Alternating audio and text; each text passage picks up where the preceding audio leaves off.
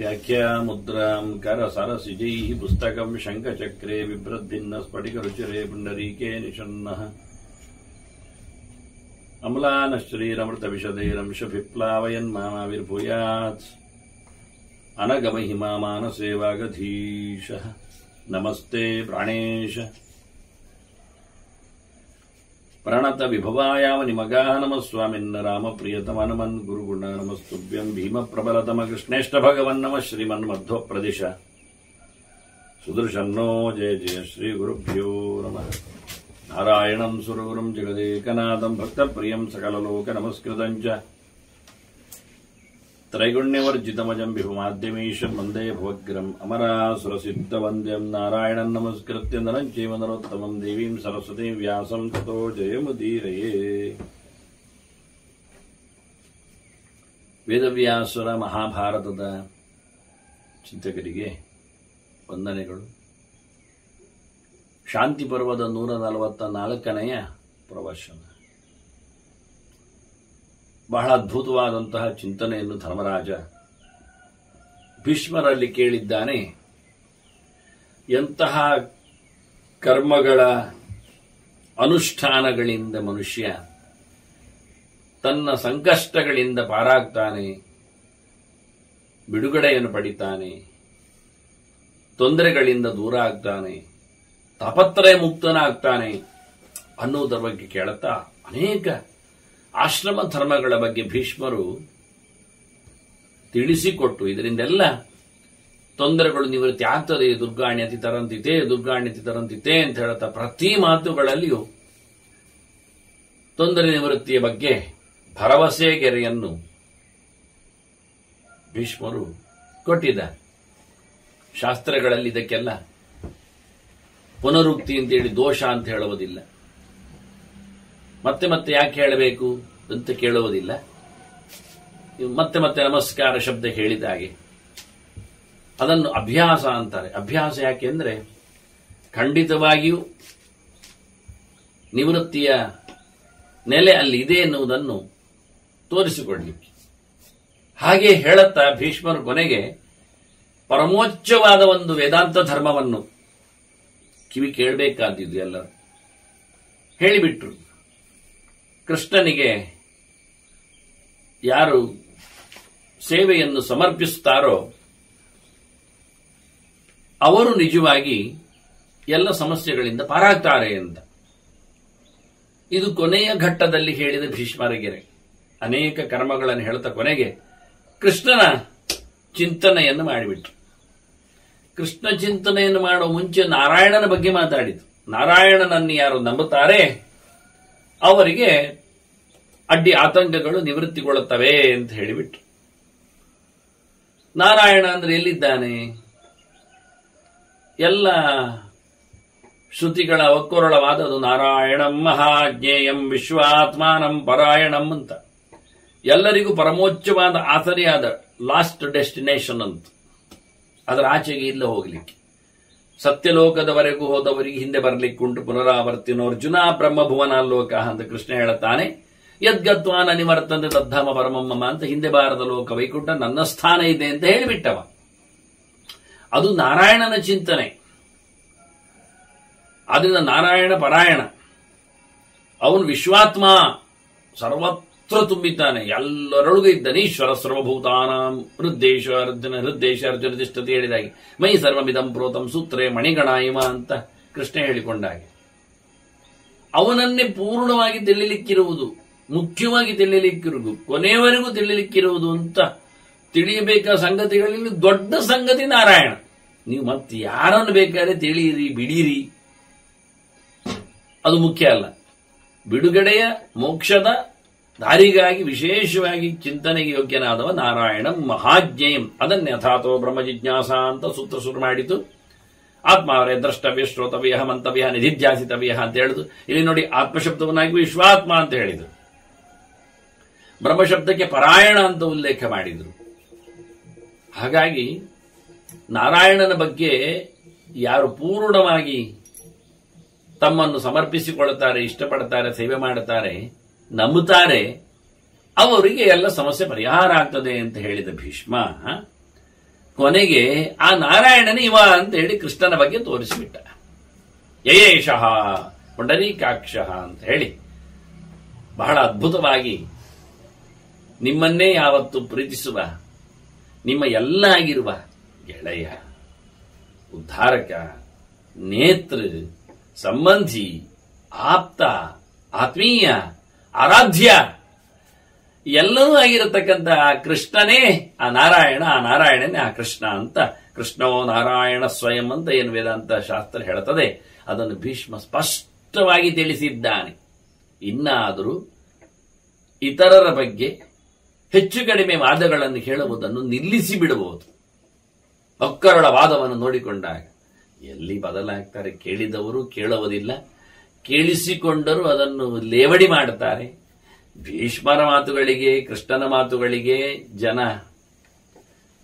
ಬೆಲೆ ಕೊಟ್ಟಿಲ್ಲ, ನಿಂದಿಸಿದ್ದಾರೆ. ಕೃಷ್ಣನ ಹೇಳ್ತಾ ನವಜಾನಂತಿ ಮಾಮೂಢ, ನನ್ನನ್ನೇ ದಡ್ರು. ನೋಡಿ, ಅವಹೇಳನೆ ಮಾಡಲಿಕ್ಕೆ ಬಿರ್ಸಾತಿಗೆ ಬೇಡ, ಅದಕ್ಕೊಂದು PhD ಬೇಡ, ಅದಕ್ಕೊಂದು ಬಹಳ ದೊಡ್ಡ ಮಟ್ಟಿನ ಅಧ್ಯಯನ ಗುರುಕುಲ ಎಲ್ಲ ಬೇಡ. ಮತ್ತೆ ಅದೇ ಹೋಗದೆ ಇರುವುದು ಕ್ಯಾಲಿಫಿಕೇಶನ್. ದಡ್ರಾದ್ರೂ ಆಗ್ತದೆ, ಬೈಲಿಕ್ಕೆ ಬರ್ತದೆ ಅಂತ.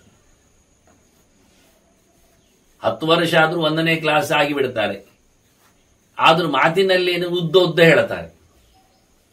ಯಾರಿಗೆ? ತಂದೆ ತಾಯಿಗಳಿಗೆ. ಅಷ್ಟು ಜೋರಿ ಇರ್ತಾರೆ ಮಕ್ಕಳು ಹುಟ್ಟಿದಾಗಲೇ ಆಕಾಶ ನೋಡಿಕೊಂಡು ಬರ್ತಾರೆ. ಅಂದ್ರೆ ಶಬ್ದ ಗುಣಕಂ ಆಕಾಶ ಅಂತ ಇಡೀ ಶಾಸ್ತ್ರ ಪ್ರಪಂಚ ಇರೋದು ಆಕಾಶದಲ್ಲಿ ಎಲ್ಲ ತಿಂದು ತೆಗೆದ ಹಾಗೆ. ಅಂತ ನಾಯಿ ಜಾತಿಗಳು, ನರಿ ಜಾತಿಗಳು ನೋಡಕ್ ನರಿಯ ಕಥೆಯನ್ನು ಹೇಳೋ ಮುಂದಕ್ಕೆ ಭೀಷ್ಮರು ಹೇಳಂತ ಹೇಗಿರುತ್ತದೆ ಅಂತ. ಇಲ್ಲಿ ಕೃಷ್ಣನ ಬಗ್ಗೆ ಮಾತಾಡ್ತಾ ಭೀಷ್ಮರು ಬಹಳ ಅದ್ದೂರಿಯಾಗಿ ಈ ಕೃಷ್ಣ ಸೇವೆಯನ್ನು ಮಾಡ್ರಿ ಅಂತ ಕೊನೆಗೆ ತಂದು ನಿಲ್ಲಿಸಿದ್ರು. ಕಾಣುವ ಕೈಯಲ್ಲಿ ಸಿಕ್ಕಿದ ದೇವರನ್ನು ಮರೆತು ದೂರ ಮಾಡಿ ಇನ್ಯಾವುದೋ ದೇವರ ಬಗ್ಗೆ ಯೋಚನೆ ಮಾಡುವುದಕ್ಕಿಂತ ಹೇಳ್ತಾರೆ, ಇಮಾನ್ ಸಕಲಾನ್ ಲೋಕಾನ್ ಚರ್ಮವತ್ ಪರಿವೇಷ್ಟೇತಿ ಇಚ್ಛಾನ್. ಇಷ್ಟಪಟ್ಟರೆ ದೇವರಿದನ್ನು ಚರ್ಮ ಸುತ್ತಿದಾಗೆ, ಬಟ್ಟೆ ಸುತ್ತುವುದು ಹಿಂದೆ ಚರ್ಮದ ಬಟ್ಟೆ ಎಲ್ಲ ಇತ್ತಲ್ಲ ಹಾಗೆ, ಚರ್ಮ ಸುತ್ತಿದಾಗೆ, ಬಟ್ಟೆ ಸುತ್ತಿದಾಗೆ ಇಡೀ ಜಗತ್ತನ್ನೇ ಸುತ್ತಿಕೊಳ್ಳಬಲ್ಲ ದೇವರು. ತಾನು ಸುತ್ತಿಕೊಳ್ಳಬಲ್ಲ, ಸುತ್ತಿ ಹಾಕಿಡಬಲ್ಲ, ತಾನು ಅದನ್ನು ಪೂರ್ತಿ ಆವರಿಸಬಲ್ಲ, ನುಂಗಿ ನೆನೆಯವಲ್ಲ. ಎಲ್ಲ ಅರ್ಥದಲ್ಲಿಯೂ ಬಯಸಿದರೆ ಅಂತಹ ಅಮೋಘವಾದ ಸಾಮರ್ಥ್ಯವುಳ್ಳವ. ಹಿಂದೆಯೂ ಕೃಷ್ಣನ ಬಗ್ಗೆ ಹೇಳಿ ಆಗಿದೆ. ಸಾರತಃ ಜಗತಕೃಸ್ತಂ ಸಾರಥೋವ ಜನಾರ್ದನ, ಏಕತಃ ಜಗತಕೃಸ್ತಂ ಏಕತೋವ ಜನಾರ್ದನ. ಇಡೀ ಜಗತ್ತಿಗಿಂತ ಮಿಗಿಲಾಗಿ ಒಂದು ಕಡೆ ಜಗತ್ತು, ಒಂದು ಕಡೆ ದೇವರು ಅಂತ ಇಟ್ಟುಕೊಂಡ್ರು, ಎಲ್ಲರನ್ನು ಒಂದು ಕಡೆ ಸೇರಿಸಿ ಕೃಷ್ಣನನ್ನೊಬ್ಬನನ್ನೇ ಪ್ರತ್ಯೇಕಗೊಳಿಸಿದ್ರು. ಈ ಎಲ್ಲ ಜಗತ್ತಿಗಿಂತ ಮಿಗಿಲಾಗಿ ಅತಿರಿಕ್ತ ಜನಾರ್ದನ ಅಂತ ಕೃಷ್ಣನೇ ಅತ್ಯಂತ ಎತ್ತರದಲ್ಲಿ ಇರ್ತಾನೆ. ಇಡೀ ಜಗತ್ತಿನ ಹತ್ತಿರದಲ್ಲಿಯೂ ದೇವರು ಸಮ ಆಗುವುದಿಲ್ಲ ನೋಡಿ. ಏಕಮೇವ ಅದ್ವಿತೀಯ ಬ್ರಹ್ಮದ ಕೇಳಿದ್ರು. ಎಲ್ಲರನ್ನು ಒಟ್ಟು ಸೇರಿಸಿಕೊಂಡು, ಎಲ್ಲರ ಶಕ್ತಿಯನ್ನು, ಎಲ್ಲರ ಪ್ರತಾಪವನ್ನು ಸೇರಿಸಿಕೊಂಡ್ರು ಕೃಷ್ಣ.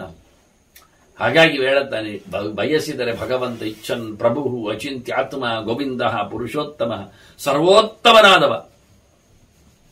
ಕೃಷ್ಣನೇ ಹೇಳಿದ್ದಲ್ಲ, ದ್ವಯಮೋ ಪುರುಷೋ ಲೋಕೆ ಅಂತ ಹೇಳುತ್ತಾ, ಕ್ಷರಕ್ಷ ಅಕ್ಷರೇವಚ ಅಕ್ಷರ ಸರ್ವಾಣಿ ಭೂತಾನಿ ಕೂಟಸ್ಥ ಅಕ್ಷರ ಉಚ್ಯತೆ ಉತ್ತಮ ಪುರುಷಸ್ತ್ವನ್ಯ ಪರಮಾತ್ಮೇತ್ಯುದಾಹೃತ ಯೋಲೋಕ ತ್ರಯಂ ಆವಿಶ್ಯ ಬಿಭರ್ತ್ಯಮೀಶ್ವರ ಯಸ್ಮಾಕ್ಷರಮತೀತೋಹಂ ಅಕ್ಷರಾದಿ ವಿಜೋತ್ತಮ ಅಥೋಸ್ಮಿ ಲೋಕೆ ವೇದೇ ಚ ಪ್ರಥಿತ ಪುರುಷೋತ್ತಮ ಅಂತ ಕೃಷ್ಣ ತನ್ನನ್ನು ಪುರುಷೋತ್ತಮ ಅಂತ ಹೇಳಿಕೊಂಡಿದ್ದಾನೆ. ಭೀಷ್ಮರು ಹೇಳ್ತಾರೆ, ಇವ ಪುರುಷೋತ್ತಮ, ಸರ್ವೋತ್ತಮ, ಗೋವಿಂದ, ಗೊಲ್ಲನಾಗಿ ಬಂದವ, ದನಗಳನ್ನು ಕಾಯುವವ, ದನಗಳ ಜೊತೆಯಲ್ಲಿ ಗೋ ಅಂದರೆ ಮಾತು, ಶಬ್ದ, ಜ್ಞಾನ, ಶಾಸ್ತ್ರ ಅದನ್ನು ಹೊತ್ತಿರತಕ್ಕಂತಹ ಬ್ರಾಹ್ಮಣ ಕುಲವನ್ನು, ಜ್ಞಾನಿ ಕುಲವನ್ನು, ತಿಳಿದವರನ್ನು ರಕ್ಷಣೆ ಮಾಡುವವ, ಅತ್ತ ದನಗಳನ್ನು ರಕ್ಷಣೆ ಮಾಡುವವ, ಇತ್ತ ಗೋಬ್ರಾಹ್ಮಣ ಹಿತಾಯಚ ಅಂತಹ ಕೃಷ್ಣ ಯಾರಿಂದಲೂ ಯಾವುದೇ ರೀತಿಯಲ್ಲಿ ಪೂರ್ತಿಯಾಗಿ ತಿಳಿಯಲು ಅಸಾಧ್ಯವಾದಂತಹ ಸ್ವರೂಪವುಳ್ಳವನವನು.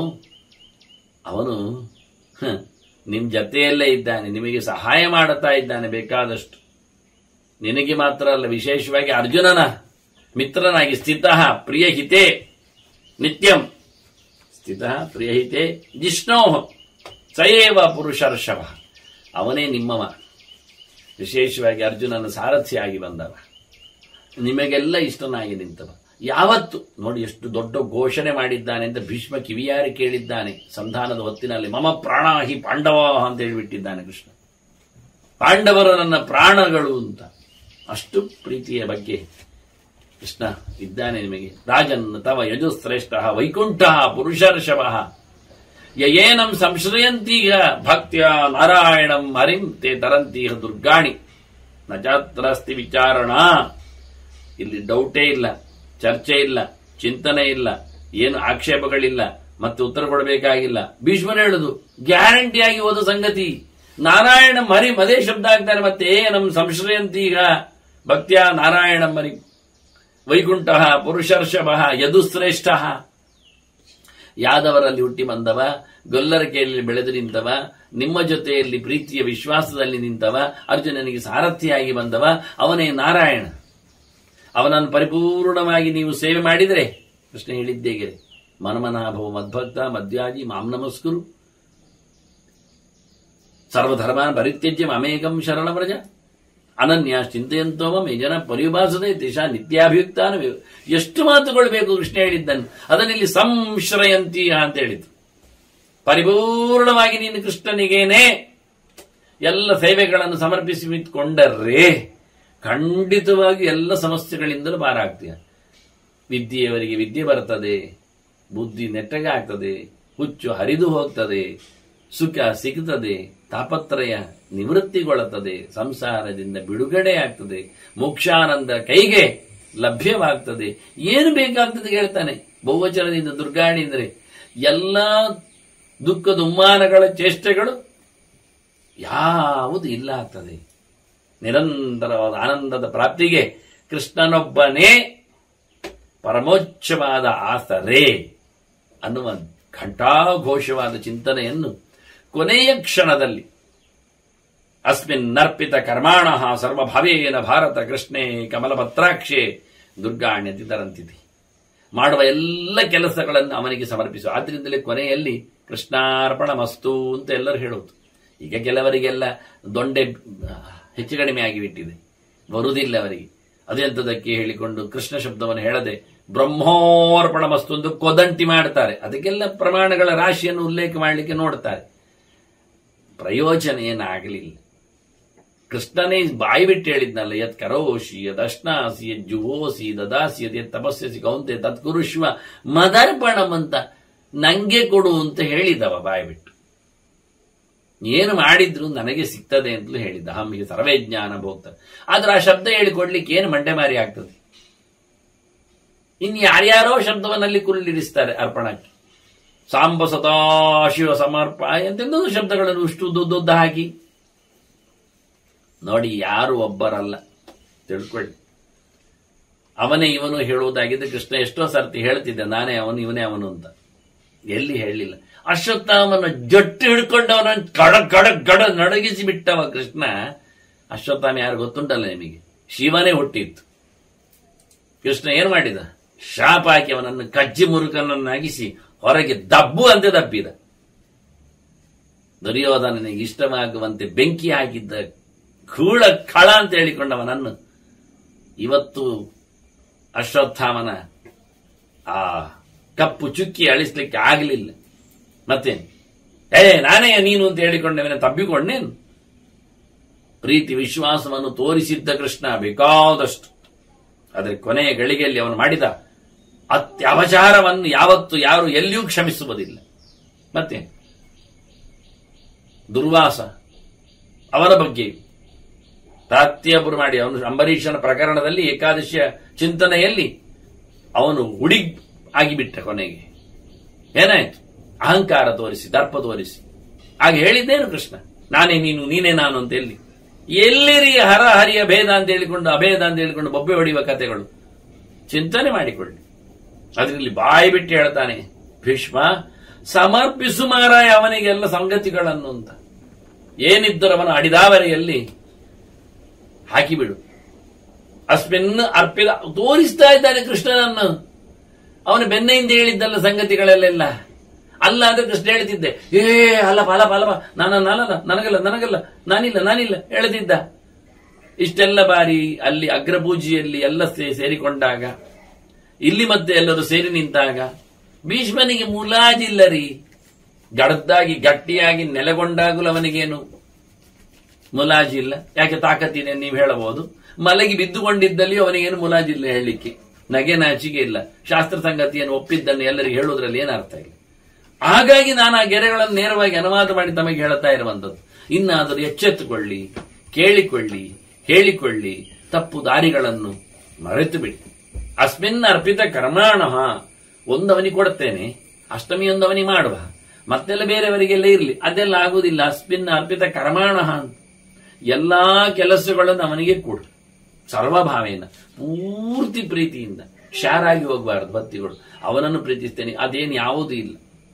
ಪೂರ್ಣವಾದ ವಿಶ್ವಾಸದಿಂದ, ಭಕ್ತಿಯಿಂದ, ಭಾವನೆಗಳಿಂದ, ಮಂತ್ರಗಳಿಂದ, ಚಿಂತನೆಗಳಿಂದ ಒಂದನ್ನೇ ಅವನಿಗೆ ಕೊಡುವ ಮೂಲಕ ಕೃಷ್ಣೇ ಕಮಲಪತ್ರಾಕ್ಷಿ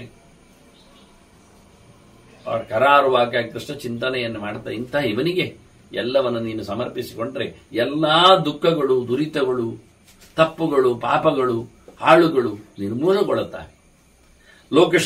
ನೋಡಿ, ಇನ್ನು ಈ ಮುಂದಿನ ಗೆರೆಗಳಲ್ಲಿ ಅದ್ಭುತವಾದಂತಹ ಕೆಲವು ಶಾಸ್ತ್ರೀಯ ಪ್ರಮೇಯಗಳು ತುಂಬಿವೆ. ಅದನ್ನು ಪದಗಳ ವಿಭಾಗಗಳಿಂದ, ಕೆಲವೊಮ್ಮೆ ಪದ ವ್ಯತ್ಯಾಸಗಳಿಂದ ಏನೇನು ಮಾಡಿಕೊಂಡಿದ್ದಾರೆ. ಏನು ಮಾಡಿಕೊಂಡದಕ್ಕೊಂದು ರೀತಿಯ ಅರ್ಥವನ್ನು ತೋರಿಸಿಕೊಡುತ್ತೆ ಹೇಗಿದೆ ಅಂತ. ಅಲ್ಲಿರತಕ್ಕಂಥ ಸಂಗತಿ ಪ್ರಧಾನವಾದದ್ದು ಒಂದು, ಆದರೆ ಅದಕ್ಕೆ ಇನ್ನೊಂದು ಪಕ್ಕದ ಶಬ್ದಗಳನ್ನು ಸರಿ ಮಾಡಲಿಕ್ಕೆ ನೋಡಿದ್ದಾರೆ. ಶುದ್ಧ ಪಾಠದ ಕೊರತೆಯೂ ಒಂದು ಮುಖ್ಯ, ಮತ್ತಿಷ್ಟು ಸರ್ತಿ ಹೇಳಿದ್ದರ ವಿರೋಧವೂ ಮಗುದೊಂದಾಗಿ ಬಿಡುತ್ತದೆ. ಅದರಿಂದ ಸ್ಪಷ್ಟವಾಗಿ ಅರ್ಥ ಮಾಡಿಕೊಳ್ಳಿಕ್ಕೆ ಲೋಕ ರಕ್ಷಾರ್ಥಂ ಉತ್ಪನ್ನಂ ಅದಿತ್ಯಾಂ ಕಶ್ಯಪಾತ್ಮಜಂ. ನೋಡಿ, ಇಷ್ಟು ಸಾಕೀಗ.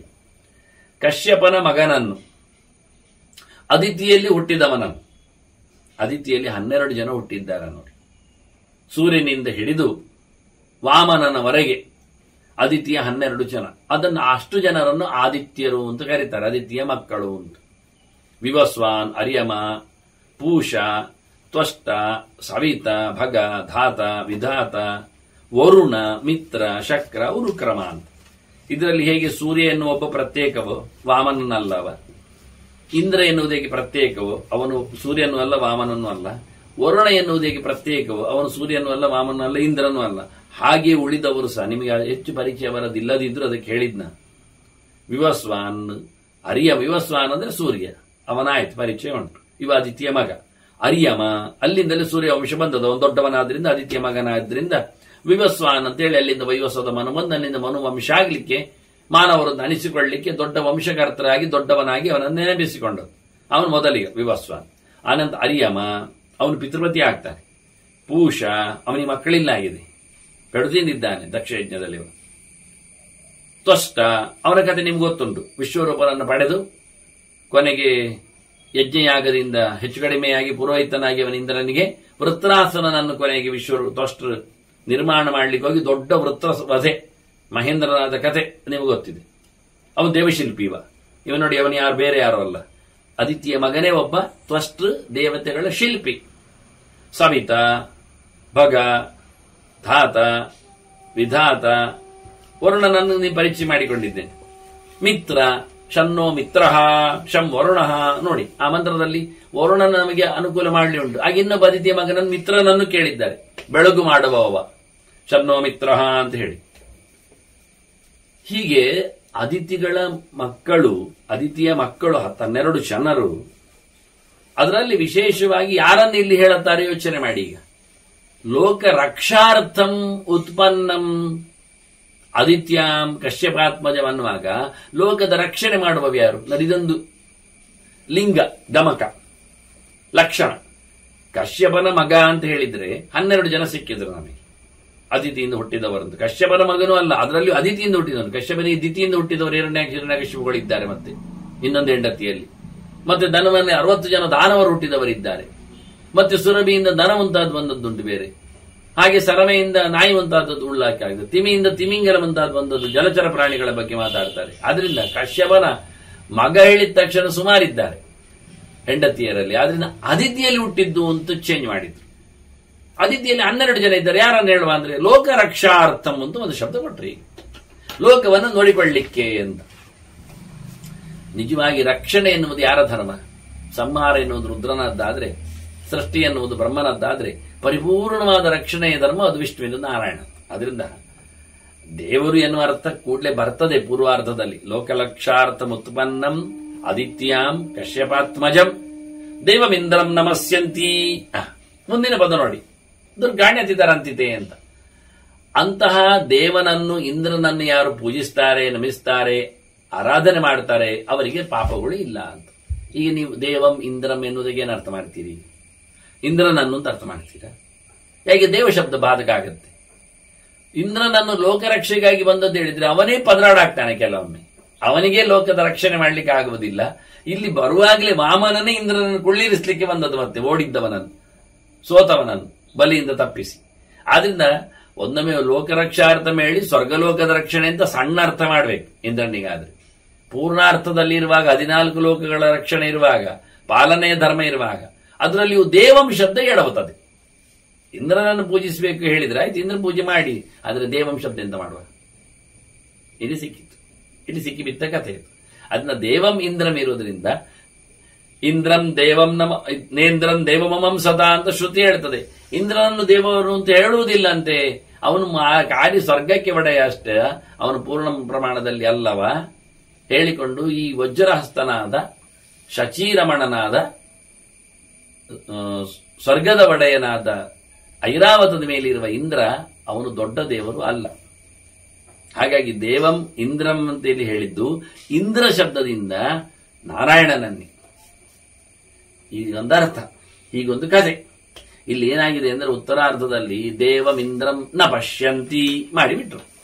ನಮಸ್ಯಂತಿ ಇದ್ದದ್ದನ್ನು ನ ಉಳಿಸಿಕೊಂಡ್ರು, ಕೊನೆಯದ್ದು ಸೊನ್ನೆತ್ತಿ ಹಾಗೆ ಉಂಡಿದ್ದು ನ ಪಶ್ಯಂತಿ. ನಮಸ್ಯಂತಿ ಇದ್ದದ್ದನ್ನು ನಮಸ್ಕಾರ ಮಾಡದಿದ್ದನ್ನು ನ ಪಶ್ಯಂತಿ. ಇಂದ್ರನನ್ನು, ಈಗ ಇಂದ್ರ ಶಬ್ದಕ್ಕೆ ಇಂದ್ರ ಅಂದ್ರೆ ಅರ್ಥ ಸ್ವರ್ಗದೊಡೆಯ. ಲೋಕರಕ್ಷಾರ್ಥ ಅಂದ್ರೆ ಸ್ವರ್ಗ ರಕ್ಷಾರ್ಥ, 3 ಲೋಕ ರಕ್ಷಣೆಗೆ ಎಂದು ಬಂದದ್ದು. ಆದಿತ್ಯ ಮಗ, ಕಶ್ಯಪರ ಮಗ. ಇಂದ್ರನನ್ನು ದೇವಂನ ಪಶ್ಯಂತಿ, ಇಂದ್ರನನ್ನು ದೇವರು ಅಂತ ಹೇಳುವುದಿಲ್ಲ. ಅಂತವರು ಯಾರು ಇಂದ್ರನನ್ನು ದೇವರು ಹೇಳುವುದಿಲ್ಲ, ದೇವರನ್ನು ಭಗವಂತನನ್ನೇ ದೇವರು ಅಂತ ಯಾರು ಹೇಳುತ್ತಾರೆ, ಸ್ವರ್ಗದೊಡೆಯನನ್ನೇ ದೊಡ್ಡ ಸಂಗತಿ ಯಾರು ಹೇಳುವುದಿಲ್ಲ, ಸ್ವರ್ಗದಾಚಿಕನ ವೈಕುಂಠಪತಿಯನ್ನೇ ಯಾರು ದೊಡ್ಡದು ಹೇಳುತ್ತಾರೆ, ಸ್ವರ್ಗ ಸಿಗುವುದೇ ಸಾಧನೆ ಅಲ್ಲ, ಮತ್ತೆ ಅದರ ಆಚೆಗೆ ವೈಕುಂಠದ ಪ್ರಾಪ್ತಿಯ ದೊಡ್ಡ ಸಾಧನೆ ಅಂತ ಯಾರು ಅರ್ಥ ಮಾಡಿಕೊಂಡಿದ್ದಾರೆ, ಅಂತವರು ಕೃಷ್ಣನ ಸೇವೆ ಮಾಡುತ್ತಾರೆ ಅಂತ. ಹೀಗೆ ಎರಡನೆಯ ಶಬ್ದ ಚಿಂತನೆ ಬಂದರೂ ಅದಕ್ಕೆ ಒಂದು ತಾರ್ಕಿಕವಾದ ಮುಖ ಚಿಂತನೆ. ಹೀಗೆ ಯಾರು ಶಬ್ದ ಬದಲಾಯಿಸುತ್ತಾರೆ ಅಥವಾ ಯಾಕೆ ಮೋಹಕವಾಗಿ ಮಾತಾಡ್ತಾರೆ ಅಂದ್ರೆ, ಕ್ಷತ್ರಿಯರಿಗೆ ಇಂದ್ರದೇವನಾಗ್ತಾನೆ, ಸ್ವರ್ಗ ಬೇಕಾಗ್ತದೆ. ಅದನ್ನ ಭೀಷ್ಮ ಬಾಯ್ಬಿಟ್ಟು ಹೇಳ್ತಾನೆ, ಇಂದ್ರದೇವರ ಅಲ್ಲ.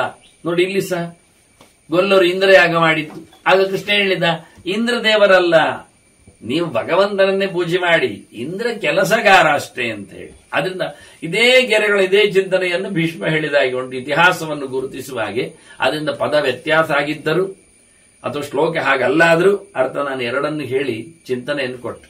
ಇದು ಯಾಕೆ ಬಂತು ಅಂದ್ರೆ ಮುಂದಿನ ಶ್ಲೋಕದಲ್ಲಿ ಇರತಕ್ಕ ಚಿಂತನೆಯಿಂದಾಗಿ ಬಂದವು. ಇಲ್ಲಾದ್ರೂ ಸಹಜವಾಗಿ ಇಂದ್ರದೇವ ಅಂತ ಹೇಳಿ ಇಂದ್ರನಿಗೂ ದೇವನಾದವ, ಅಥವಾ ದೇವ ಇಂದ್ರ ಹೇಳಿದ್ರೆ ದೇವೇಂದ್ರ ಅಂತ ಇಂದ್ರನಿಗಿಂತಲೂ ಮಿಗಿಲಾದವ ಅಂತ ಅರ್ಥ ಮಾಡ್ಲಿಕ್ಕೆ ಆಗತ್ತೆ ಲೋಕರಕ್ಷಾರ್ಥವೆನ್ನುವ ಪೂರ್ಣಾರ್ಥದಲ್ಲಿ. ಅದ್ರ ಮುಂದಿನ ಗೆರೆಯಲ್ಲಿ ಬ್ರಹ್ಮಾಣಂ ಲೋಕಕರ್ತಾರಂ ಯೇ ನ ಪಶ್ಯಂತಿ ತತ್ಪತಿಂ ಯಷ್ಟವ್ಯಂ ಕೃತವಿರ್ದೇವಂ ದುರ್ಗಾಣ್ಯತಿ ತರಂತಿತೆ. ಇನ್ನು ಕೆಲವರು ಬ್ರಹ್ಮನೇ ಲೋಕದ ಒಡೆಯ, ಅವನು ತಂದವರು ಸೃಷ್ಟಿಕರ್ತರಿದ್ದಾನೆ, ಬ್ರಹ್ಮಾಂಡದ ರಸ ಇದ್ದಾನೆ, ಅವನೇ ಎಲ್ಲ ಅಂತೇಳಿ. ಆದ್ರಿಂದ ಅವರು ಕೆಲವೊಮ್ಮೆ ಬ್ರಹ್ಮಾರ್ಪಣಂ ಬ್ರಹ್ಮವಹಿ ಬ್ರಹ್ಮಾಗ್ನೋ ಬ್ರಹ್ಮಣಾವತಂ ಬ್ರಹ್ಮೈವತೇನ ಗಂತವ್ಯ ಬ್ರಹ್ಮಕರ್ಮ ಸಮಾಧಿನ ಎನ್ನುವ ಗೆರೆಗಳಿಗೆಲ್ಲ ಈ ಅರ್ಥವನ್ನು ಹೇಳುವವರಿದ್ದಾರೆ. ನಿಜವಾಗಿ ಅಥಾತೋ ಬ್ರಹ್ಮ ಜಿಜ್ಞಾಸ ಬಂತು. ಯಥೋ ವೈಮಾನಿ ಭೂತಾನಿ ಜಾಯಂತೇನ ಜಾತಾನಿ ಜೀವಂತೆ ಪ್ರಯಂತೆ ಅಭಿಸಂವಿಶಂತ ಅದ್ವಿಜಿಜ್ಞಾಸ ತದ್ ಬ್ರಹ್ಮೇತಿ ಅಂತ ಬಂತು. ಭಗವಂತನನ್ನು ಬ್ರಹ್ಮೇತಿ ಪರಮಾತ್ಮೇತಿ ಭಗವಾನಿತಿ ಶಬ್ದತೆ ಅಂತ ಹೇಳಿದ್ದಾರೆ ಅಂತ ತಿಳಿಸಿಕೊಟ್ಟು. ಆದ್ರೆ ಇವರು ಬ್ರಹ್ಮಶಬ್ದಕ್ಕೆ ಚತುರ್ಮುಖ ಅಂತ ಅರ್ಥ ಮಾಡ್ತಾನೆ, ಹೇಳಲಿಕ್ಕೆ ನೋಡ್ತಾನೆ ಅಲ್ಲವ. ಬ್ರಹ್ಮ ಅಂದ್ರೆ ಚತುರ್ಮುಖ, ಬ್ರಹ್ಮ ಅಂದ್ರೆ ಭಗವಂತ. ಅದನ್ನು ಕೆಲವರು ಚಿಂತನೆಯಲ್ಲಿ ಚತುರ್ಮುಖನನ್ನೇ ದೇವರು ಅಂತ ಹೇಳಲಿಕ್ಕೆ ಹೊರಟರು, ಅವನು ಲೋಕದ ಒಡೆಯ ಅಂತೇಳಿ, ಅಪ್ಪ ಅಂತ ಹೇಳಿ ಅಲ್ಲವ. ಬ್ರಹ್ಮಾಣಂ ಲೋಕ ಕರ್ತಾರಂ, ಇಲ್ಲಿನ ಕರ್ತೃ ಶಬ್ದ ಸೃಷ್ಟಿ ನೋಡಿ. ಹಿಂದೆ ಇಲ್ಲಿ ಕರ್ತೃ ಶಬ್ದ ಬರಬೇಕಾದ್ರೆ ಹಿಂದಿನ ಪಾಲನೆ ಶಬ್ದದ ಭಗವಂತನೇ ಅನ್ವಯ ಮಾಡಿದ್ದು ಅರ್ಥ ಆಗಿರ್ಬೇಕಲ್ಲ.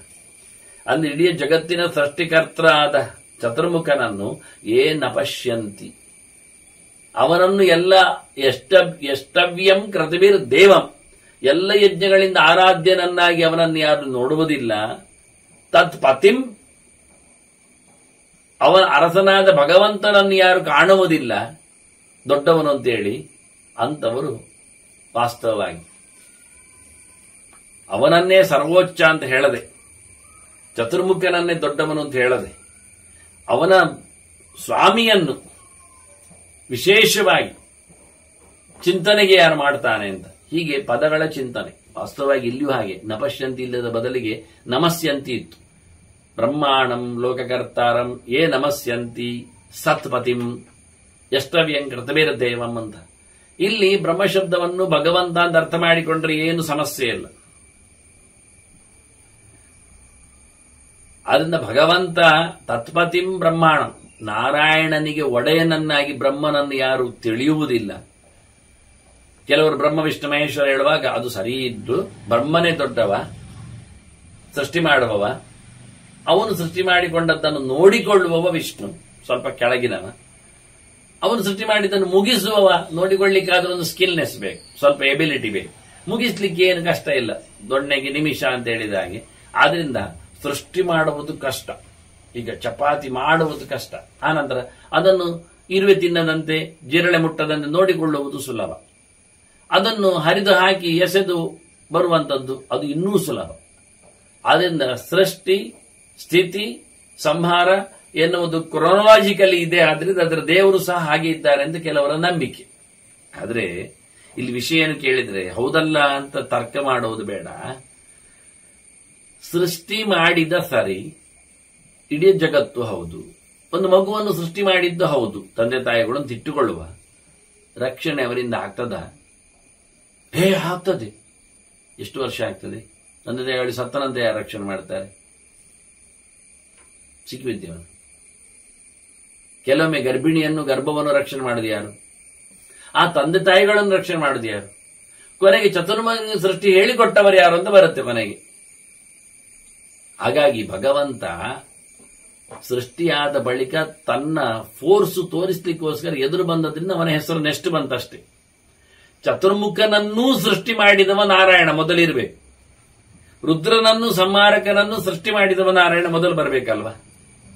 ಅವರಿಬ್ಬರನ್ನು ಸಂಹಾರ ಮಾಡುವವ ನಾರಾಯಣ ಇದ್ದಾನೆ, ಅವನು ಕೊನೆಗೆ ಬರಬೇಕಲ್ಲ. ಈಗ ಬ್ರಹ್ಮನನ್ನು ರುದ್ರನನ್ನು ಸಂಹರಿಸುವವ, ಅದರಿಂದ ವಿಷ್ಣುವಿನ ಸ್ಥಾನಮಾನ ಎಲ್ಲಿ ಅಂತ ಇಲ್ಲ.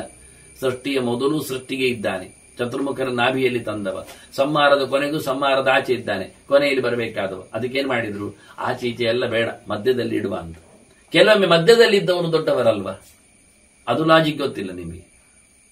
ಹಾಗಾಗಿ ಭಗವಂತನನ್ನು ಮಧ್ಯದಲ್ಲಿಟ್ಟது ಯಾಕೆ ಅಂದ್ರೆ ಅವರಿಬ್ಬರನ್ನು ಚೆನ್ನಾಗಿ ನೋಡಿಕೊಳ್ಳಿಕ್ಕೆ, ಮತ್ತೆ ಅವರನ್ನು ಸಂಹಾರ ಮಾಡಲಿಕ್ಕೂ, ಮತ್ತೆ ಅವರೊಳಗೂ ನಿಂತುಕೊಂಡು ಸೃಷ್ಟಿ ಮಾಡಲಿಕ್ಕೂ ಸಂಹಾರ ಮಾಡಲಿಕ್ಕೆ. ಕೃಷ್ಣನ ಕೆಲಸ, ನಾರಾಯಣ ಕೆಲಸ ಹೆಚ್ಚಿದೆ ಯಾವುದು? ನೋಡಿಕೊಳ್ಳುವುದಷ್ಟೇ ಅಲ್ಲ, ಸೃಷ್ಟಿಗಾಗಿ ಚತುರ್ಮುಖನೊಳಗೆ ನಿಂತು ಸೃಷ್ಟಿ ಮಾಡಿಸುತ್ತಾ, ಅವನ ತಲೆಯನ್ನು ಸರಿ ಮಾಡುತ್ತಾ, ಅವನಿಗೆ ಕರ್ಮವನ್ನು ಹೇಳಿಕೊಡುತ್ತಾ, ಸಂಹಾರಕನಲ್ಲಿ ಮತ್ತೆ ತಾನು ನಿಂತು ಬ್ರಹ್ಮಣಿ ಬ್ರಹ್ಮರೂಪೋಸವು ಶಿವರೂಪಿ ಶಿವಸ್ಥಿತ ಅಂತ ಹೇಳಿ ಹೀಗೆ ಅದ್ಭುತವಾಗಿ ಭಗವಂತನ ಕೈಂಕರ್ಯ ಇದೆ. ಅದನ್ನು ತೋರಿಸಿಕೊಡ್ಲಿಕ್ಕೆ ಎದುರಲ್ಲಿ ಲಕ್ಷ್ಮಣ ಹೋಗ್ತಿದ್ದ, ಎದುರಲ್ಲಿ ಸೀತೆ ಹೋಗ್ತಿದ್ಲು ಕಾಡಿನಲ್ಲಿದ್ದಾಗ. ಕೆಲವೊಮ್ಮೆ ರಾಮ ಮಧ್ಯದಲ್ಲಿದ್ದ, ಕೊನೆಯಲ್ಲಿ ಲಕ್ಷ್ಮಣ ಇರ್ತಿದ್ದ. ಕೆಲವೊಮ್ಮೆ ಎದುರಲ್ಲಿ ಸೀತೆ ಇರ್ತಿದ್ಲು, ಮಧ್ಯದಲ್ಲಿ ಸೀತೆ ಇರ್ತಿದ್ರು, ಲಕ್ಷ್ಮಣ ಎದುರಲ್ಲಿ ಇರ್ತಿದ್ರು, ರಾಮ ಹಿಂಬದಿಯಲ್ಲಿ ಇರ್ತಿದ್ದ. ಇದರಲ್ಲಿ ಮಧ್ಯದಲ್ಲಿ ಇದ್ದವರು ದೊಡ್ಡವರು, ಎದುರಲ್ಲಿ ಇದ್ದವರು ದೊಡ್ಡವರು, ಹಿಂಬದಿಯಲ್ಲಿ ಇದ್ದವರು ದೊಡ್ಡವರು ಅಂತ ಹೇಳಲಿಕ್ಕೆ ಆಗ್ತದ? ಸಿಚುವೇಶನ್ ನೋಡಿಕೊಂಡು. ದಟ್ಟವಾದ, ಹೋಗಲು ಅಸಾಧ್ಯವಾದ, ಅತ್ಯಂತ ಮುಳ್ಳು ಸವಕಲು ಜಾರಿಗಳಲ್ಲಿದ್ದಾಗ ಲಕ್ಷ್ಮಣ ಮುಂದೆ ಹೋಗಿ ಸ್ಟೆಪ್ಸ್ ಸರಿ ಇದೆ ಅಂದಾಗ ಮತ್ತೆ ಸೀತೆ ಬರ್ತಿದ್ವಿ, ಮತ್ತೆ ರಾಮ ಬರ್ತಿದ್ದ.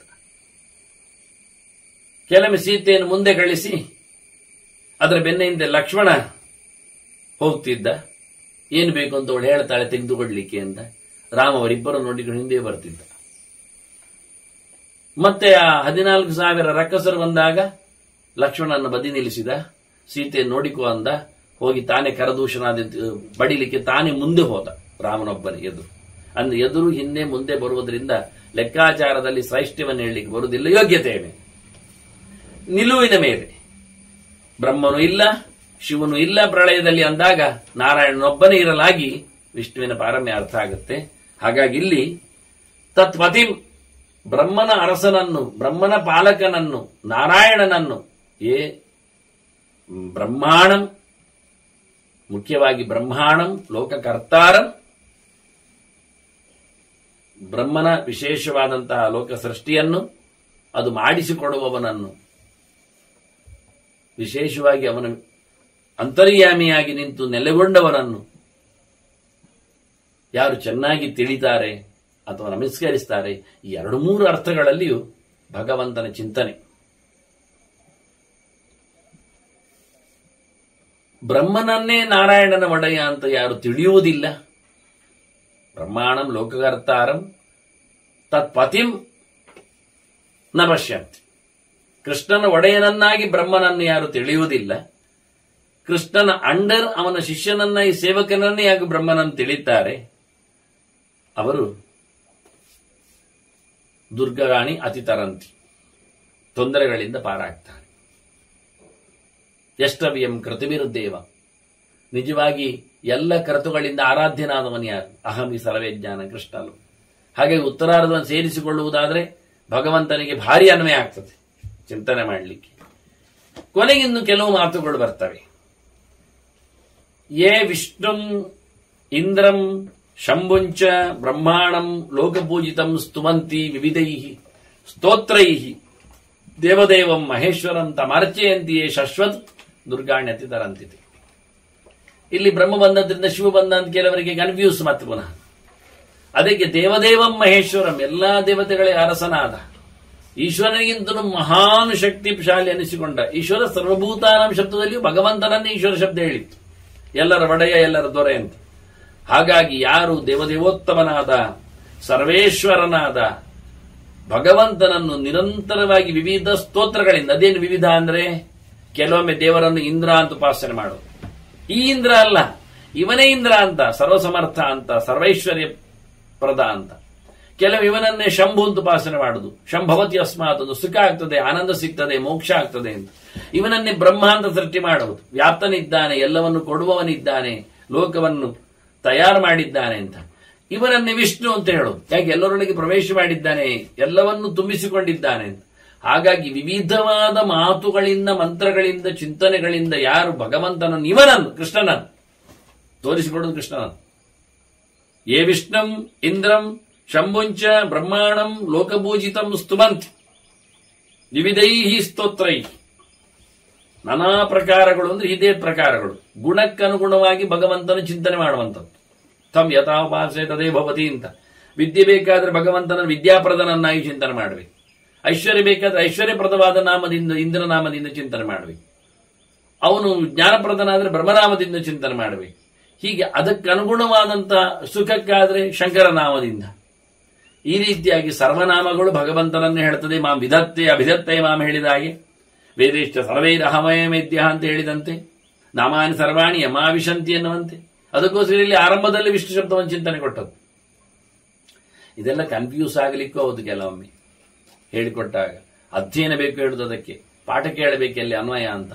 ಅದಕ್ಕೋಸ್ಕರ ಶುದ್ಧ ಪಾಠವನ್ನು ನೋಡುವುದು ಕಷ್ಟವೇ. ಹೀಗಾಗಿ ಇಂತಹ ಭಗವಂತನನ್ನು ಯಾರು ವಿಶೇಷವಾಗಿ ಪೂಜೆ ಪುನಸ್ಕಾರಗಳಿಂದ ಪ್ರೀತಿಸ್ತಾರೆ ಅಂತವರು ಖಂಡಿತ ನಿರಂತರ ಏ ಅರ್ಚಯಂತಿ ತಮರ್ಚಯಂತಿಯೇ ಶಾಶ್ವತ ಅಂದ್ರು. ಒಂದು ದಿನ ಅಲ್ಲ, ದಿನಾಲು ಯಾವತ್ತೂ ಸಹ. ಕೃಷ್ಣಾಷ್ಟಮಿ ಒಂದೇ ದಿನ ಕೃಷ್ಣನಿಗೆ ಸೇವೆ, ಮತ್ತೆ ಗಣೇಶ ಚೌತಿಯಲ್ಲಿ ಗಣೇಶನಿಗೆ, ಸುಬ್ರಹ್ಮಣ್ಯ ಷಷ್ಠಿಯಲ್ಲಿ ಸುಬ್ರಹ್ಮಣ್ಯನಿಗೆ, ನಾಗರ ಪಂಚಮಿ ಯಾವ ನಾಗ ಯಾರಿಗೆ ಗೊತ್ತಿಲ್ಲ ಬಿಡಿ, ಆದ್ರೂ ಒಂದು ಪಂಚಮಿ ಮಾಡ್ತಾರೆ ಇರಲಿ ಅಂತೂ. ಹೀಗೆ ಪ್ರತಿಯೊಬ್ಬರಿಗೂ ಒಂದೊಂದು ದಿನ ಅಂತ ಹೇಳಿಕೊಂಡು ಮುಗಿಸುವುದಲ್ಲ, ಅವರವರಿಗೆಲ್ಲ ವಿಶೇಷ ದಿನಗಳಲ್ಲಿ ಒಂದೊಂದು ಸರ್ತಿ ಹೌದು. ಆದ್ರೆ ಕೃಷ್ಣನಿಗೆ ಪ್ರತಿನಿತ್ಯವೂ ಪೂಜೆ ಪುನಸ್ಕಾರ. ಕೃಷ್ಣಾಷ್ಟಮಿ ಅಂದ್ರೆ ವಿಶೇಷ ಅಷ್ಟೇ.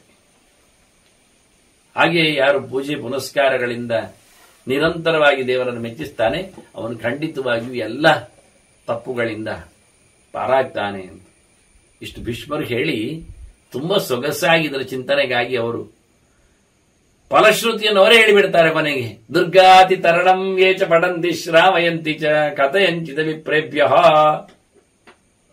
ದುರ್ಗಾಣತಿ ತರಂತಿತೆ. ಅದು ಮಾಮೂಲಿ. ಈ ದುರ್ಗಾತಿ ತರಣ ಉಂಟಲ್ಲ, ತೊಂದರೆಗಳಿಂದ ದೂರ ಆಗುವಂಥದ್ದು ಅಂತ ಏನೊಂದುಂಟು. ಇದನ್ನು ಯಾರು ಓದ್ತಾರೆ, ಯಾರು ಕೇಳಿಸ್ತಾರೆ, ಯಾರಾದರೂ ವಿವರಣೆಯನ್ನು ನೀಡುತ್ತಾರೆ, ಜನರಿಗೆ ತಿಳಿಸಿಕೊಡ್ತಾರೆ. ಓದುವುದು ಪಾರಾಯಣದಲ್ಲಿ ಆಯಿತು, ಹೇಳುವುದು ಕೇಳುವುದು ಅದು ಕಿವಿಯಲ್ಲಿ ಆಯಿತು. ಅದರ ಬಗ್ಗೆ ಚಿಂತನೆ ಮಾಡುವುದನ್ನದು 3ನೇ ಸ್ಟೇಜ್. ಅದರಲ್ಲಿ ಪಠಂತಿ ಶ್ರಾವಯಂತಿ ಚ ಶ್ಲೋಕ, ಅದಕ್ಕೆ ನಾನು ಶ್ಲೋಕ ಹೇಳುವುದು, ಕೆಲವರಿಗೆಲ್ಲ ಶ್ಲೋಕ ಯಾಕಪ್ಪ ಅನಿಸ್ತದೆ, ಸೀದಾ ಹೇಳಿಕೊಂಡ್ರೆ ಆಯ್ತಲ್ಲ, ಪಕ್ಕ ಮುಗಿತದಲ್ಲ. ನನಗೆ ಬೇಕಾದ್ದು ನಾನು ಹೇಳುವುದಲ್ಲ, ಮತ್ತೆ ನನಗೆ ವೇದವ್ಯಾಸರು ಹೇಳಿದ್ದು ಬೇಕು.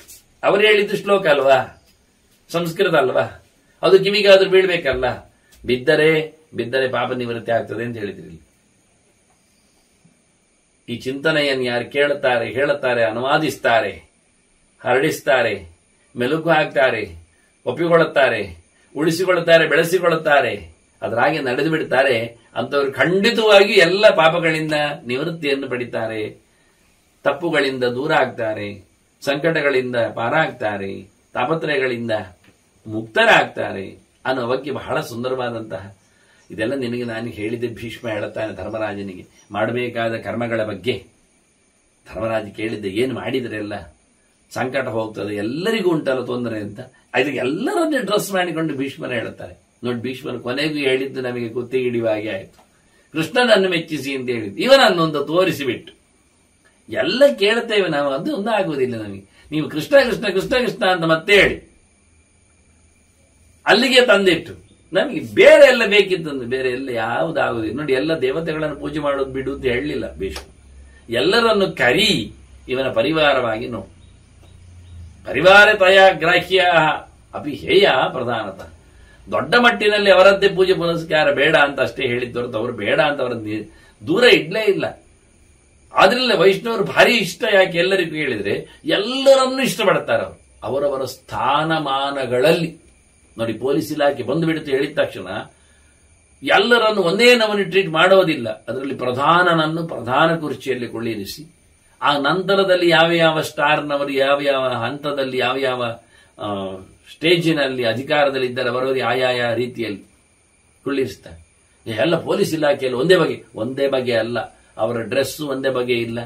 ಅವರ ಶೂ ಆಗಲಿ, ಬೆಲ್ಟ್ ಆಗಲಿ, ಅವರ ಕೈಯಲ್ಲಿನ ಕೋಲಾಗಲಿ, ಅವರ ಟೊಪ್ಪಿ ಆಗಲಿ, ಅವರ ಮಾರ್ಕ್ ಆಗಲಿ, ಅಂಗಿಯಲ್ಲಿರುವಂಥದ್ದು ಒಂದೇ ನಮೂನೆಯಲ್ಲಿ ನೀವು ಚೆನ್ನಾಗಿ ಗಮನಿಸಿ ಹೇಗಿದ್ದಾರೆ. ಹಾಗೆ ಇಲ್ಲಿ ದೇವತೆಗಳ ಅತ್ಯಂತ ಎತ್ತರದ ಜ್ಞಾನಾನಂದದ ನೆಲೆಯಲ್ಲಿ ನಿಂತವರನ್ನು ಮತ್ತೆ ನಾವು ಮಾತಾಡಿಸ್ಲಿಕ್ಕೆ ಉಂಟು. ಲೋಕದಲ್ಲೇ ಇಷ್ಟೆಲ್ಲ ನಾವು ವ್ಯಾಪಾರಗಳನ್ನು ನೋಡಿಕೊಡ್ತೇವೆ ಅಂದರೆ, ಹಾಗಾಗಿ ಎಲ್ಲರನ್ನು ಪ್ರೀತಿಸಿಕೊಂಡು ಪರಮಾತ್ಮನನ್ನು, ಇದೇ ಕೃಷ್ಣನನ್ನು, ಬೇರೆ ದೂರ ಹೋಗಬೇಡಿ, ಈ ಕೃಷ್ಣನನ್ನೇ ಮಾತಾಡಿಸಿ ಅಂತ ಭೀಷ್ಮರು ನಿಷ್ಠುರವಾಗಿಯೇ ಪ್ರೀತಿಯಿಂದಲೇ ಎಲ್ಲರಿಗೂ ಎಲ್ಲ ಸಂಕಟಗಳ ನಿವೃತ್ತಿ. ನೋಡಿ, ಕಷ್ಟ ಅಂದ್ರೆ ಅವ ಕೇಳಿದ್ದು ಕಷ್ಟ ನಿವೃತ್ತಿಗೆ ಏನ್ ಮಾಡ್ಲಿ ಅಂತ ಕೃಷ್ಣನ ಕಾಲಿಡಿ ಅಂತ ಭೀಷ್ಮರು ಹೇಳಿ ನಿಲ್ಲಿಸಿಬಿಟ್ರು. ನಮಗೆ ಪ್ರಶ್ನೆ ಚೆನ್ನಾಗಿತ್ತು, ಉತ್ತರ ಕೊನೆಗೆ ಸಿಗುವಾಗ ನಾವು ಓಡಿ ಹೋಗ್ತೇವೆ. ಅದೊಂದು ಬೇಡ ಮಾರಾಯರೆ ಆಗಿತ್ತು. ನೋಡಿ, ಸಿಗಿ ಬಿಡುದ ನಮಗೆಂತ ಗೊತ್ತುಂಟ, ನಮಗೆ ಬೇಕಾದಾಗಿ ಉತ್ತರ ಬೇರ್ಬೇಕು. ಮತ್ತೆಂತ ಹೇಳ್ಬೇಕು, ಅವನಿಗೆ ಕಷಾಯ ಮಾಡಿ ಕುಡಿ ಹೇಳ್ಬೇಕಾ? ಅದು ಪ್ರಯೋಜನ ಇಲ್ಲದ ವಿಷಯ. ಆತ್ಯಂತಿಕವಾದ ದುಃಖ ನಿವೃತ್ತಿ ಯಾವ ನೆಲೆಯಲ್ಲಿ ಎಂತ ಜಪಹೋಮ ತರ್ಪಣಾನುಸಂಧಾನಗಳನ್ನು ಮಾಡಿದ್ರು ಚತುರ್ಮುಖರ ಲೋಕದಲ್ಲಿ ಹೋಗಿ ಹಿಂದೆ ಬರಬೇಕಾಗತ್ತಲ್ಲ. ಮತ್ತೆ ಅದರ ಆಚೆಗೆ ದಾಟಿರುವುದು ಬೇಡವಾ? ದುರ್ಗಾಣಿ ಅತಿತರ ಅಂತ ಕೇಳಿದ್ದಲ್ಲ, ಪೂರ ದಾಟಿ ಹೋಗುವುದು ಕೇಳಿದ್ದಲ್ಲ. ಅದನ್ನ ಭೀಷ್ಮರು ಸತ್ಯವೇ ಹೇಳಬೇಕಾಯಿತು, ಶಾಸ್ತ್ರ ಚಿಂತನೆಯನ್ನೇ ಕೊಡಬೇಕಾಯಿತು. ಧರ್ಮರಾಜನಿಗೆ ತುಂಬಾ ಇಷ್ಟ ಆಗುವ ಹಾಗೆ ಇಡೀ ಜಗತ್ತನ್ನು ಪ್ರೀತಿಸಲಿ ನೆಲೆಯಲ್ಲಿ ಪ್ರಶ್ನೆ ಕೇಳಿಕೊಂಡವಲ್ಲ. ಹಾಗಾಗಿ ಇಡೀ ಜಗತ್ತಿಗೆ ಉತ್ತರವನ್ನು ಭೀಷ್ಮರು ಕೊಟ್ಟು ಸಂಭ್ರಮಿಸಿದ್ದಾರೆ. ನಾವು ಭೀಷ್ಮರ ವಿಷಯದಲ್ಲಿ ಸಂಭ್ರಮಿಸಿಕೊಳ್ಳುವ ಲೆಕ್ಕದಲ್ಲಿ ನೋಡಿ, ಈ ವಿಷಯ ಕೇಳಿ ಜನರು ಹಾಗೆ ವರ್ತಿಸುವುದು, ಇದೆಲ್ಲ ನಾನು ನಿನಗೆ ಹೇಳಿದೆ ಎಂದು ಭೀಷ್ಮ ಹೇಳಿತು. ಮಾಡುವ ಕರ್ಮಗಳ ಬಗ್ಗೆ ಮಾತಾಡಿದ್ದೇನೆ, ಏನು ನೋಡು ಅಂತ. ಧರ್ಮರಾಜನಿಗೆ ಒಂದು ಪ್ರಶ್ನೆ, ಅಲ್ಲ ಇದೆಂತಾಗಿದೆ ಅಂದರೆ, ಕೆಲವರು ತೋರಿಕೆಯಲ್ಲಿ ಮಾಡಿದಾಗೆ ಕಾಣ್ತದೆ, ಕೆಲವರು ಮಾಡ್ತಾರೆ, ಕೆಲವರು ಮಾಡದೇನೆ ಇರ್ತಾರೆ. ನಾವು ಯಾರನ್ನು ಏನಂತ ಗುರುತಿಸುವುದು? ಅದು ಸರಿ. ಅಸೌಮ್ಯ ಸೌಮ್ಯ ರೂಪೇಣ, ಸೌಮ್ಯ ಅಷ್ಟ ಅಸೌಮ್ಯ ರೂಪಿಣ ವಿದ್ಯಾಮಹೇ ವಯಂ. ಕೆಲವರು ಸೌಮ್ಯವಾಗಿರ್ತಾರೆ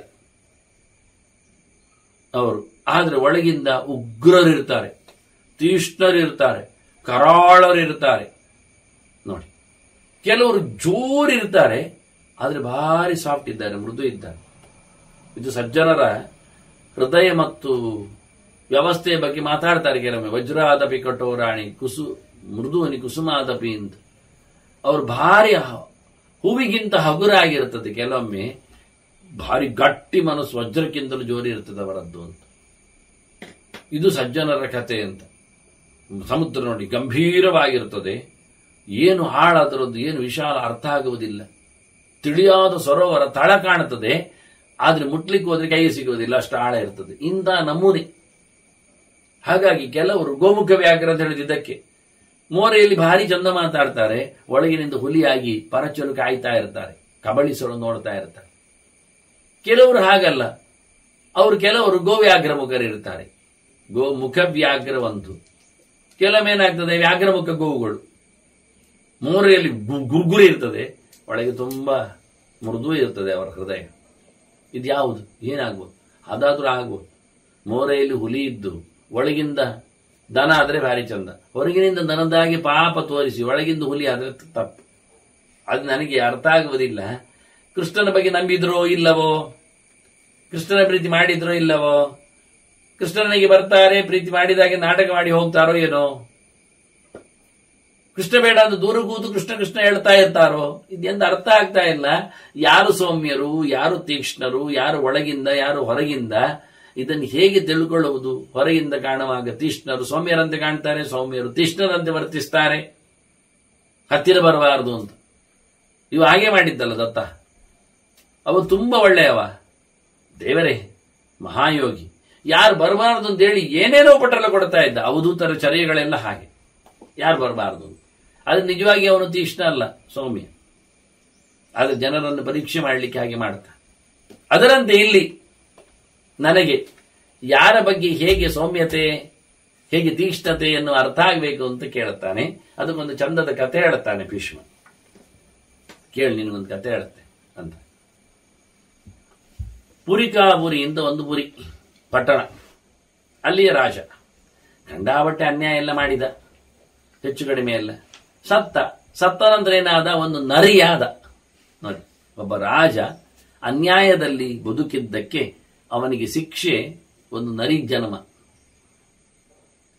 ಆದರೆ ಅವನಿಗೊಂದು ವಿಚಿತ್ರ, ಅವನಿಗೆ ನೆನಪುಂಟು, ತಾನು ಅನ್ಯಾಯದ ರಾಜನಾಗಿ ಇಂಥ ನರಿ ಜನ್ಮವನ್ನು ಪಡೆದೆ, ಹೀಗೆ ಆಗಬಾರ್ದಿತ್ತು ನನಗೆ, ಇದು ಹೇಯವಾಗಿದೆ ಅಂತ.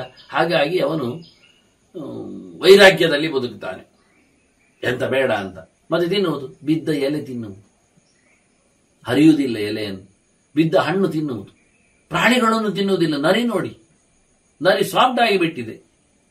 ನಿಜವಾಗಿ ಅದು ಕ್ರೂರ ಪ್ರಾಣಿ, ಮಾಂಸಾಹಾರಿ. ಆದ್ರೆ ಇವ ಎಂಥದ್ದು, ಬಿದ್ದ ಹಣ್ಣು, ನೀರು ಕುಡಿಯುವುದು. ಮತ್ತು ಇರುವುದೆಲ್ಲಿ? ಸ್ಮಶಾನದಲ್ಲಿ.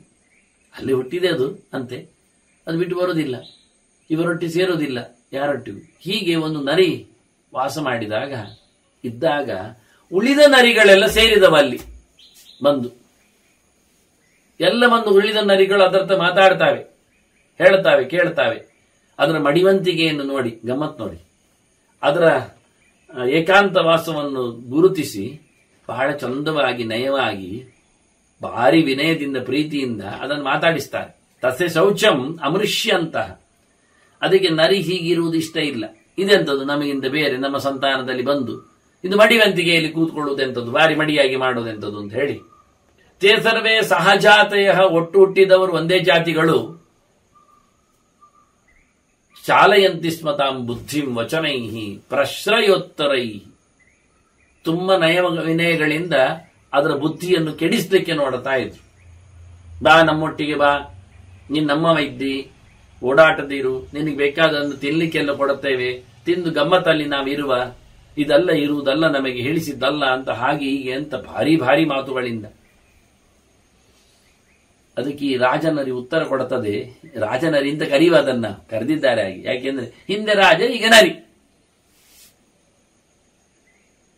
ಅದು ಉತ್ತರ ಕೊಡುತ್ತದೆ ಏನು ಕೇಳಿದ್ರೆ ಬಹಳ ಚಂದವಾಗಿ, ಅಲ್ಲಯ್ಯ, ಹುಟ್ಟು ಎನ್ನುವುದೊಂದು ಲೆಕ್ಕದಲ್ಲಿ ಸಿಗ್ತದೆ ಹೇಳುವುದ? ಯಾರ್ಯಾರು ಎಲ್ಲಿ ಎಲ್ಲಿ ಹೇಗೋ ಹೇಗೋ ಏನೇನೋ ಒಂದು ರೀತಿಯಿಂದ ಹುಟ್ಟಲಿಕ್ಕೆ ಬರ್ತದೆ. ಬಂದ ತಕ್ಷಣ ನಾವು ನಮ್ಮವರು ಹೇಳುದ?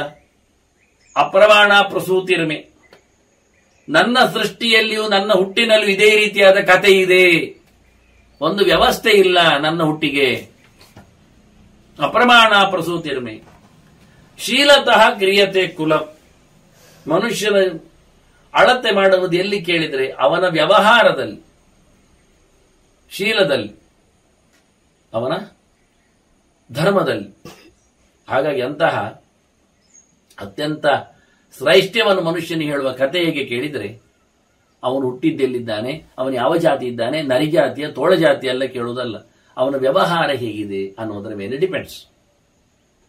ಅದರಿಂದ ನಾನು ಪ್ರಾರ್ಥಯಾಮಿ ಚ ತತ್ಕರ್ಮ ಏನ ವಿಸ್ತೀರ್ಯತೆ ಯಶ, ಯಾವುದರಿಂದಾಗಿ ನನ್ನ ಹೆಸರು ಉಳಿತದೋ, ಒಳ್ಳೆಯದಾಗ್ತದೋ, ಬದುಕಿ ಸಾರ್ಥಕ ಅನಿಸ್ತದೋ ಅದನ್ನು ನಾನು ನಡೆಸಲಿಕ್ಕೆ ಇಷ್ಟಪಡ್ತೇನೆ. ಆ ಕೆಲಸದಲ್ಲಿ ನಾನು ಸೇರ್ತೇನೆ.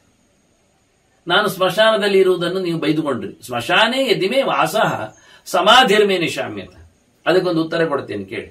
ಸ್ಥಾನದಲ್ಲಿ ವ್ಯಕ್ತಿ ಹೇಗಿರ್ತಾನೆ ಕೇಳಿಕೊಂಡು ಬೈಲಿಕ್ಕೆ ನೋಡುದಲ್ಲ. ಸ್ಮಶಾನದಲ್ಲಿ ಇರುವುದು ಹೆಣ ಮಾರಾಯರೆ, ನೀನಲ್ಲ ನರಿಯಲ್ಲ ಹೇಳಿಕೊಂಡು ನೋಡು. ಸ್ಮಶಾನದಲ್ಲಿದ್ರೇನು ಕ್ಷೇತ್ರದಲ್ಲಿದ್ರೇನು ವ್ಯತ್ಯಾಸ ಅಂತ ಉಂಟು. ಹೇಗಿರ್ತದೆ? ಸ್ಮಶಾನೆ ಯದಿಮೇ ವಾಸಃ ಸಮಾಧಿರ್ಮೇ ನಿಶಾಮ್ಯತ ಆತ್ಮಾಫಲತಿ ಕರ್ಮಾಣಿ. ಮನುಷ್ಯ ತಾನು ಮಾಡಿದ ಕೆಲಸಗಳಿಂದ ಯೋಗ್ಯತೆಯನ್ನು ಗಮನಿಸ್ತಾನೆ, ಕೊಡುತ್ತಾನೆ ಹೊರತು ಜಾಗ ಕೊಡುವುದಲ್ಲ. ನಾವು ಸ್ಮಶಾನದಲ್ಲಿ ಇದ್ದುಕೊಂಡು ನಾರಾಯಣ ಹೇಳಿದ ತಕ್ಷಣ ಫಲ ಇಲ್ಲ ಹೇಳುದ? ಅದು ಹಟ್ಟಿಯಲ್ಲಿ ಇದ್ದುಕೊಂಡು ಬೈದಾಗ ಅದಕ್ಕೆ ಲೆಕ್ಕ ಇಲ್ಲ ಹೇಳ್ತೀವ? ಕೆಲಸ ಮಾಡ್ತದೆ. ಆದ್ರಿಂದ ಹಾಗಲ್ಲ. ಆತ್ಮಾಫಲತಿ ಕರ್ಮಾಣಿ. ಮನುಷ್ಯನಿಗೆ ಕರ್ಮಗಳು ಅವನು ಮಾಡಿದ ಸಾತ್ವಿಕ ರೀತಿಯಲ್ಲಿ ಮಾಡಿದರೆ, ಮನಸ್ಸು ಕೊಟ್ಟು ಮಾಡಿದರೆ ಅದು ಕೆಲಸ ಮಾಡ್ತದೆ. ಅದಕ್ಕೆ ಕ್ಷೇತ್ರ ಇನ್ಫ್ಲುಯೆನ್ಸ್ ಆಗಬೇಕು ಅಂತ ನಿರ್ಬಂಧ ಇಲ್ಲ. ನಾಶ್ರಮೋ ಧರ್ಮ ಲಕ್ಷಣ. ಧರ್ಮದ ಲಕ್ಷಣದಲ್ಲಿ ಒಂದು ಜಾಗ, ಒಂದು ಆಶ್ರಮ, ಒಂದು ಕಡೆ ಬರಬೇಕು ನಿರ್ಬಂಧ ಇಲ್ಲ. ಯಾಕೆಂದ್ರೆ ಆಶ್ರಮೇಯೇ ದ್ವಿಜಂ ಹನ್ಯಾತ್. ಈಗ ಒಬ್ಬ ಬ್ರಾಹ್ಮಣನನ್ನು ಆಶ್ರಮದಲ್ಲಿ ಕೊಂದ, ಅದಕ್ಕೆ ಪಾಪ ಇಲ್ಲ ಹೇಳ್ತೀರಾ? ಅಥವಾ ಗಾಮ್ವಾದದ್ಯಾದ ಅನಾಶ್ರಮಿ, ಯೋಗ್ಯ ಕ್ಷೇತ್ರ ಅಲ್ಲ, ಏನೂ ಅಲ್ಲ, ಎಲ್ಲಿ ಒಂದು ಕಡೆಯಲ್ಲಿ ಕಾಡಿನ ಮೂಲೆಯಲ್ಲಿ ಒಂದು ದನದಾನ ಮಾಡಿದ. ಈಗ ದನದಾನ ಮಾಡಿದ್ದಕ್ಕೆ ಫಲ ಇಲ್ಲವ? ಅದು ಆಶ್ರಮ ಅಲ್ಲ ಹೇಳಿ. ಜಾಗ ನೋಡಿಕೊಂಡು ಜನರನ್ನು ಗಮನಿಸಬೇಡ, ಗುರುತಿಸಬೇಡ, ದೊಡ್ಡವನು ಅಂತ ಹೇಳಬೇಡ. ನಾನು ಸ್ಮಶಾನದಲ್ಲಿ ಇದ್ದೇನೆ ಅಂತ ಹೇಳಿಕೊಳ್ಳುವುದರಿಂದ ಅಯ್ಯೋ ಪಾಪ ಇನ್ಫೀರಿಯರ್ ಕಾಂಪ್ಲಿಸಿಟಿ ಎಲ್ಲ ಬರಬಾರದು. ಕಿಂತು ತತ್ ಪಾತಕಂ ನ ಸ್ಯಾತ್ ತದ್ವಾ ದಾನ ವ್ರತ ಭವೇತ್. ಗೋದಾನ ತಪ್ಪಾಗ್ತದೆ, ಆಶ್ರಮದಲ್ಲಿ ಕೊಂದ ಬ್ರಾಹ್ಮಣನನ್ನು ಕೊಂದದ್ರಿಂದ ಪಾಪ ಇಲ್ಲ ಆಗ್ತದೆ. ಆಶ್ರಮದಲ್ಲಿ ಇದ್ದವರಿಗೆಲ್ಲ ಪಾಪ ಇಲ್ಲ. ಎಲ್ಲೆಲ್ಲಿಯೂ ಜಾಗದಲ್ಲಿ ಕೊಟ್ಟದ್ದಕ್ಕೆ ಬೆಲೆ ಇಲ್ಲ. ಅದರಿಂದ ಎಲ್ಲೆಲ್ಲಿಯೂ ಕೊಟ್ಟ ದಾನಕ್ಕೆ, ಧನದಾನಕ್ಕೆ ಬೆಲೆ ಇಲ್ಲ ಅಂದ್ರೆ ಆಶ್ರಮದಲ್ಲಿ ಕೊಂದದ್ದಕ್ಕೆ ಪಾಪ ಇಲ್ಲ ಆಗ್ಬೇಕೆಲ್ಲ ಆಗ್ತದಲ್ಲ. ಮತ್ತೆ ನೀವೆಲ್ಲ ಬನ್ನಿ ತಿನ್ನಿ ತಿರುಗು ಅಂತ ಹೇಳಿದ್ದೀರಲ್ಲ, ನಿಮ್ಗೆ ಬೋಧ ಉಂಟಾ? ಭವಂತಹ ಸ್ವಾರ್ಥಲೋಭೇನ ಕೇವಲ ಭಕ್ಷಣೆ ರಥಾಹ ಅನುಬಂಧೇತಿಯೋ ಯೇ ದೋಷಾಹ ತಾನ್ನ ಪಶ್ಯಂತಿ ಮೋಹಿತಾಹ. ನಿಮಗೆ ಎಚ್ಚರ ಇಲ್ಲ. ಸ್ವಾರ್ಥಕ್ಕೋಸ್ಕರ, ಹೊಟ್ಟೆ ತುಂಬಿಸ್ಲಿಕ್ಕೋಸ್ಕರ ಒದ್ದಾಟಪಟ್ಟು ಏನೇನೋ ಕಡಿಯುವುದು ತಿನ್ನುವುದೆಲ್ಲ ಮಾಡ್ತೀರಲ್ಲ, ಅದರಿಂದ ಬಂದಿರತಕ್ಕಂತಹ ಸಹವಾಸದಿಂದ, ಮಾಂಸ ತಿಂದದ್ದರಿಂದ, ಇನ್ನೊಂದನ್ನು ಬಳೆದದ್ದರಿಂದ, ಕೆಟ್ಟವರ ಜೊತೆಯಲ್ಲಿ ಸೇರಿದ್ದರಿಂದ ಆಗಿರತಕ್ಕ ದೋಷಗಳು ನಿಮಗೆ ಕಾಣ್ತಾ ಇಲ್ಲ. ಅದು ಬಡಿತದೆ ಇನ್ನೊಂದು ಜನ್ಮದಲ್ಲಿ, ಇನ್ನೊಂದು ರೀತಿಯಲ್ಲಿ, ಇನ್ನೊಂದು ಜನ್ಮ ಕೊಟ್ಟು. ಆದ್ರಿಂದ ನಾನು ಬರುವುದಿಲ್ಲ. ಅಪ್ರತ್ಯೇಕೃತಾಂ ಗರ್ಹ್ಯಾಂ ಅರ್ಥಾಪನಯ ದೂಷಿತಾಂ ಇಹ ಚ ಅಮೂತ್ರ ಚ ಅನಿಷ್ಟಾಂ ತಸ್ಮಾತ್ ವೃತ್ತಿಂ ನ ರೋಚೈ. ನನಗಿಂತಹ ಕೆಲಸ ಬೇಡ. ಇದು ನಿಂದಿತವಾದದ್ದು. ಹಿಂಸೆ ಮಾಡುವುದು ತಪ್ಪೆ. ಇದು ದುಡ್ಡು ನಾಶ ಆಗುವಂಥದ್ದು, ಮನುಷ್ಯನ ಏಳಿಗೆಯನ್ನು ಕಮ್ಮಿ ಮಾಡುವಂಥದ್ದು. ಇದು ವಿಶ್ವಾಸವನ್ನು ಮಾಡಲಿಕ್ಕೆ ಬರುವುದಿಲ್ಲ. ಇದರಲ್ಲಿ ಎಲ್ಲರೂ ಬೈತಾರೆ. ಪ್ರಾಣಿಯಂತೆ ನರಿಯ ನೀನು ಅಂತ ಕೇಳ್ತಾರೆ, ನಾಯಿಯ ಅಂತ ಕೇಳ್ತಾರೆ. ನೋಡಿ, ಬೈಲಿಕ್ಕೆ ಅದನ್ನು ಇಟ್ಟುಕೊಳ್ಳುತ್ತಾರೆ. ಅದು ನಾಯಿ ಅಂತ ಇರಬಾರದು ಅಂತ ಹೇಳಿದ್ರಿಂದ ನನ್ನ ಜನ್ಮ ನನಗೆ ಹೇಯ ಆಗಿದೆ. ಹಾಗಾಗಿ ನಾನು ಇದರ ಮೇಲೆ ಈ ರೀತಿಯಾಗಿ ಬದುಕ್ತಾ ಇದ್ದೇನೆ ಹೇಳಿಕೊಂಡು ನರಿ ಮಾತಾಡಿಕೊಂಡಿದೆ. ನರಿಯ ಚಿಂತನೆಯನ್ನು ಕೇಳಿ ಮುಂದೆ ಆ ಕಾಡಿನಲ್ಲಿ ಯಾವ ರೀತಿಯಾದಂತಹ ಪ್ರಕ್ರಿಯೆಗಳು ನಡೆದಿವೆ ಎನ್ನುವುದನ್ನು ನಾವು ನೋಡಲಿಕ್ಕೆ ಬರ್ತದೆ. ಮುಂದೆ ಅದನ್ನು ಕೇಳುವ. ವಂದನೆಗಳು. ಶ್ರೀಕೃಷ್ಣಾರ್ಪಣಮಸ್ತು. ನಾರಾಯಣ ನಾರಾಯಣ ನಾರಾಯಣ.